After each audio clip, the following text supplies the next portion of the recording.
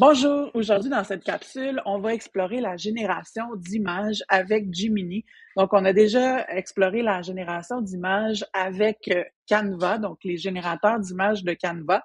Mais cette fois-ci, il y a deux éléments à ce que je veux vous faire explorer. C'est qu'on peut générer une image à partir d'un lieu qui existe déjà, donc un lieu qu'on soumet. On peut soumettre une photo et lui dire de générer, d'ajouter des personnages, par exemple, à cette photo-là et je vais vous faire explorer dans un deuxième temps les styles. Donc, on va prendre la même requête que vous allez trouver ci-dessous.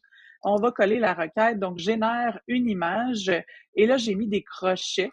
Donc là, pour le premier défi, on va tout simplement écrire dessin animé, style euh, Pixar, inspiration Pixar. Là, je vous ai donné les styles ci-dessous.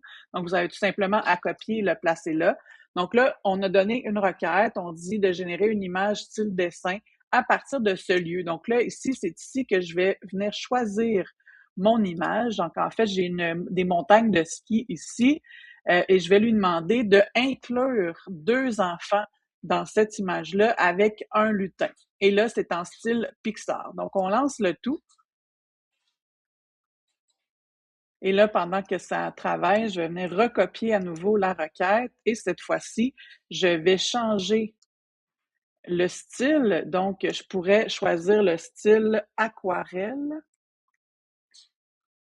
Donc, je vais venir vous présenter le résultat de l'image. Donc, vous voyez que on a vraiment des personnages style Pixar, mais il a respecté vraiment le lieu de ma photo. Donc, imaginez ce que vous pouvez faire. Ça peut être un lieu dans votre école, dans votre maison, dans un lieu que vous visitez. Donc, on peut faire une tonne de choses.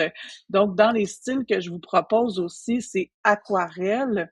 Donc là, ici, c'est la même chose. Je vais à nouveau proposer mon image, mais probablement qu'il l'aurait gardé dans la mémoire, mais je vais le générer à nouveau. Donc cette fois-ci, il devrait avoir un style aquarelle et on va reconnaître le même lieu et avec deux enfants sur la photo. Et là, je vous invite à tester le différents styles pour voir ce que ça donne. Donc là, vous voyez que c'est pas du tout la même chose. Donc on voit ici que ça ressemble davantage à à une peinture en réalité. Et pour le bien de la capsule, on va en tester une dernière. Et cette fois-ci, on va y aller avec un style vintage rétro. Donc là, je vais tout simplement remplacer cette partie-ci et on va voir ce que ça donne. Je vais ajouter à nouveau mon image de mon lieu. Comme je vous dis, probablement qu'il l'aurait gardé en mémoire dans ma discussion, mais on va l'ajouter et là, on va voir ce que ça va donner. Donc, probablement que mon image là, aura un look rétro, vintage maintenant. Donc, il y a 14 styles, probablement qu'il en existe davantage, mais je vous invite, là, tout dépendamment de vos besoins, à tester ceux-ci. Donc là, vous voyez qu'on a des personnages là, qui sont davantage, qu'on retrouvait davantage dans les photos. On voit que la photo est davantage comme si c'était une photo d'une moins grande qualité.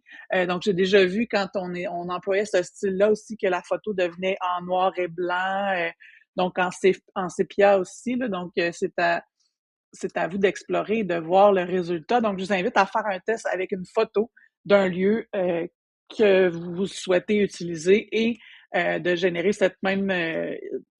l'image, mais vous pouvez tout simplement adapter la requête là, en fonction de ce que vous souhaitez. Mais ce qui est important, c'est de toujours indiquer générer une image avec le style que vous voulez et là ensuite vous donner vos consignes. Mais il faut commencer par générer une image et si vous voulez générer une infographie, il faudrait inscrire générer une infographie, vous donner le contenu et il va générer une infographie comme dans Notebook LM. En fait, c'est le même système là, qui travaille avec Gemini et Notebook LM. Donc, vous allez retrouver le même genre d'infographie avec Gemini.